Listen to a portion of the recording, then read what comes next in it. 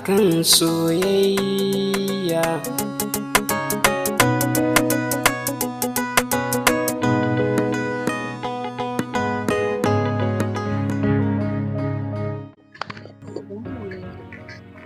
Subhanallahi, kake tsorata, kina cikin aminci. Tun daga can na hango ki kina ta wasa da fulawa, shine na ce bari in ƙara so da kwatanta yi wa wannan furannin ne matuƙar kyawu magana, ko zan samu shiga ta amshe ni, ko ba komai ya zama ko da ƙaninta ne.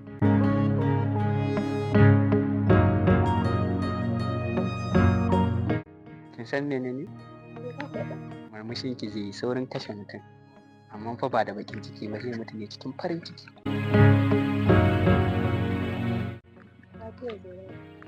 Ba zolaya ba ce, kake da wakan a matsayin zolaya, gaskiya ce shi ya sa na faɗa. Amma kin san menene? Taimako ne, ki taimaka wa bawa, ki ba shi nan mai.